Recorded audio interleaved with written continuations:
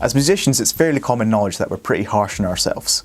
We force ourselves to be creative every day, and that can take a toll. Not every day you're going to be able to be creative. Sometimes it just doesn't happen, and you sit behind your drum kit, you sit behind your piano, guitar, whatever, and you start to play and nothing's coming to you. This is what we call creative block, and it happens to all of us at some point. In fact, it happens to be quite regularly, if I'm honest. I just want to make this video and show you a few examples of what I do when I have this creative block and how I get past it. This will be drum focused because I am a drummer, but the things I'm going to talk about you can apply to any instrument really. So let's just get into it. Creative block is this super frustrating thing, and when you don't know how to get out of it, it can be even more frustrating. So having these little things that you can do will just, make things easier for you. They won't work all the time because sometimes your mindset is just totally not in the zone, and that's okay. But try to give these things a go anyway. So the first thing I want to talk about is restricting yourself.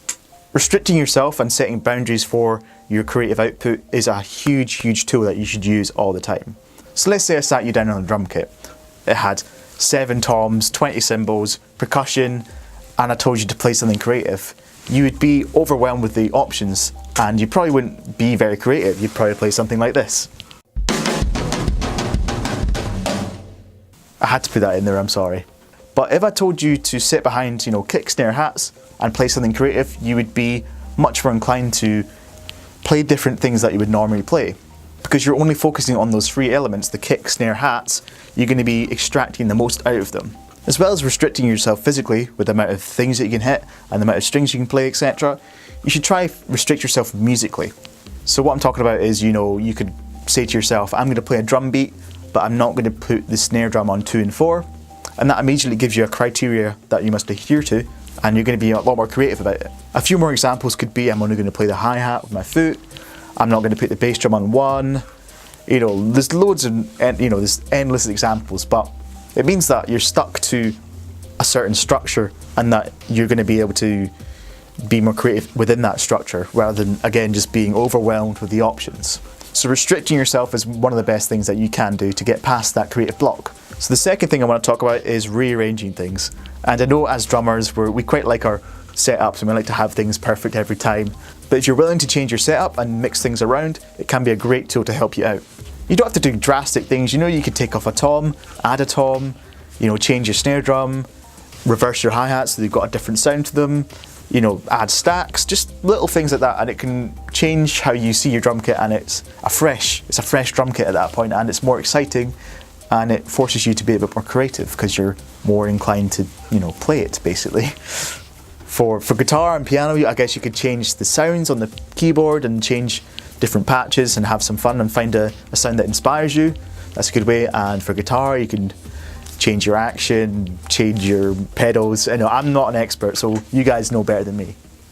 The third thing I want to talk about is getting away from the drum kit, instrument or whatever, going to YouTube and just watching a few videos of your favorite musician. For me, this is a huge help. I spend a lot of time on YouTube, probably too much time to be honest, and I watch a lot of drum videos. And a lot of them are Benny Greb videos. I watch a lot of, about 8 or 9 Benny Greb videos in a row. I get down a rabbit hole. But by the end of it though, I feel really inspired and I want to practice some of these ideas that I've watched him do. So when you watch these videos, don't get discouraged. Don't think of it as competition, but think of it as inspiration rather. Instead of just watching someone on your laptop, invite someone over. Invite a drummer pal, invite a musician pal, and get them over and just shed, So just having another musician in the room and just playing off each other is a great way to develop ideas and be a bit more creative. Firstly, it forces you to be a bit more musical because there's 2 people playing and not just the one, and it means that you're going to be watching them and they're going to be playing something that you might think, oh, how'd you do that? And it means that you are getting basically sources of inspiration and ideas from this person, and that you can actually go and practice and fool about with. So I highly recommend getting someone in and just having a jam with them. It's going to help a lot. So my next tip is just simply changing your environment. So this could be as simple as moving your drum kit from one side of the room to the other, or it could be taking a practice pad out to the beach and just chilling out there and just playing some rudiments or whatever. So simply changing your environment will just allow you to feel a bit more refreshed about things. Even a simple move of the drum kit just makes a huge difference to your mindset. You don't feel like you're stuck in the same place. You feel like you've moved, and you're feeling refreshed, you're ready to go. Even adding a plant to your practice room can make a difference. Trust me, I love plants and I have quite a few of them around. You don't ever see them, but just a little change like that can make a difference, and it can make you feel a bit more refreshed about things and get back to focusing on being creative. So my final thing is just take a break, you know? Go out, go for a walk, go for a run, take a week off if you want. If you're really struggling, take a week off. I think for me, I've probably played the most creatively when I get back from a holiday or something for 2 weeks and I'm like, oh my god, I get to play my drum kit again. Because I think a desire to play your kit or your instrument is going to have a huge impact on how you play. You're going to have new ideas that you've thought about over the week or 2 weeks or whatever, and it's just a fresh outlook again. Having said that, if none of these things work, what I would say is you don't have to be creative, you know? If you're not feeling creative at all and nothing's working, just take a step back and just practice technical stuff. You know, there's days where I really can't be bothered playing drums, I can't be bothered learning songs, I can't be bothered coming up with ideas.